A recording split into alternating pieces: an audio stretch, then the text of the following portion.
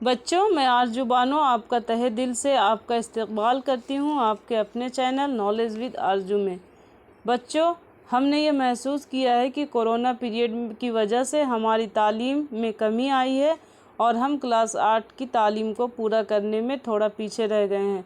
इसी गैपिंग को पूरा करने के लिए मैंने आप सभी क्लास 8 के बच्चों के लिए ऑनलाइन के ज़रिए पढ़ाने की एक छोटी सी कोशिश की है। बच्चों, आज हम क्लास 8 की उर्दू किताब अपनी ज़बान से पहला चैप्टर माँ का ख्वाब नज़्म को पढ़ेंगे और उसके मानी को समझेंगे। माँ का ख्वाब नज़्म के शायर अल्लामा इकबाल साहब हैं। बच्चों, अगर आप हमारे चैनल पर नए हैं तो हमारे चैनल को सब्सक्राइब ज़रूर करें, दूसरे साथियों को भी शेयर करें ताकि आपके साथी भी हमसे जुड़कर उर्दू की तालीम पा सकें। बच्चों, अब हम देखते हैं माँ का ख्वाब अल्लामा इकबाल की लिखी हुई नज़्म है और इस नज़्म में शायर जो हैं एक माँ के ख्वाब को बयान करते हैं। मैं सोई जो एक शब तो देखा ये ख्वाब, बढ़ा और जिससे मेरा इज़्तिराब। शायर इसमें कह रहे हैं कि एक माँ जब शब को यानी रात को सोती है तो एक ख्वाब देखती है कि वो बहुत ही बेचैन है। ये देखा कि मैं जा रही हूँ कहीं, अंधेरा है और राह मिलती नहीं। कह रहे हैं कि माँ जो ख्वाब देखती है कि मैं अंधेरे में कहीं जा रही हूँ और मुझे रास्ता मिल ही नहीं रहा है। लरजता था डर से मेरा बाल बाल, कदम खता दहशत से उठना मुहाल। इसमें शायर कह रहे हैं कि जो माँ है सपने में अपने को अंधेरे में देखती है और बहुत ही कांपने लगती है और ज़मुर्द सी पोशाक पहने हुए, दिए सबके हाथों में जलते हुए। माँ ने देखा कि हरे रंग का लिबास पहने हुए सभी बच्चे हाथों में जलता हुआ दिया लिए चले जा रहे हैं। वह चुपचाप थे आगे पीछे रवां, खुदा जाने जाना था उनको कहाँ। वह सभी जो बच्चे थे वो सभी एक लाइन से आगे पीछे चले जा रहे थे और उनको ये नहीं पता था, देखकर ये नहीं पता चल रहा था कि वो कहाँ जाना चाह रहे हैं। इसी सोच में थी कि मेरा पस्र मुझे उस जमात में आया नज़र। इसी सोच में माँ थी कि इतने सारे बच्चे कहाँ जा रहे हैं। उसी वक्त उसे अचानक से उनका बेटा भी नज़र आ गया और उस जो लाइन में था वो सबसे पीछे उसका बेटा नज़र आया।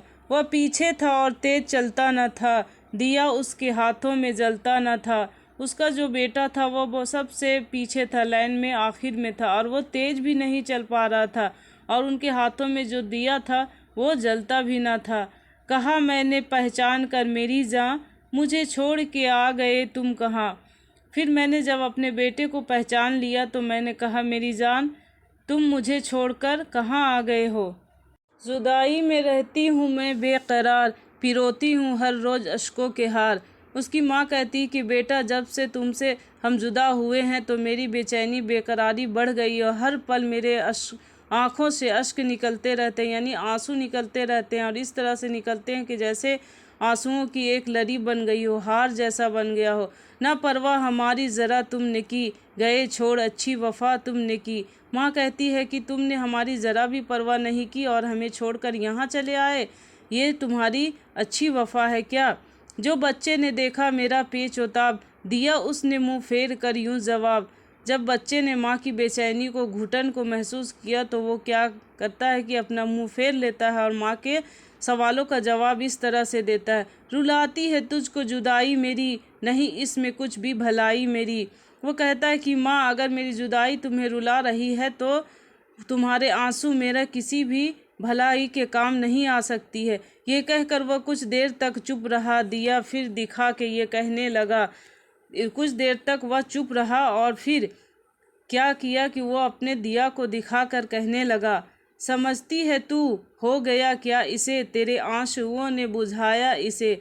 वो कहता है कि देखो माँ, ये दिया जो हमारे हाथ में बुझा हुआ है ये क्यों बुझा हुआ है, ये तुम्हारे आंसुओं ने इसे बुझा दिया है।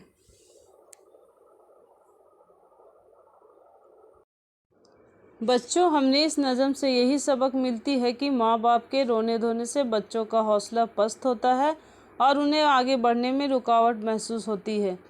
बच्चों, आज का यह क्लास हम यहीं पर ख़त्म करते हैं, फिर मिलेंगे अगले क्लास में।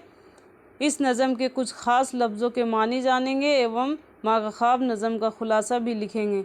तब तक के लिए हमें इजाज़त दें। शुक्रिया।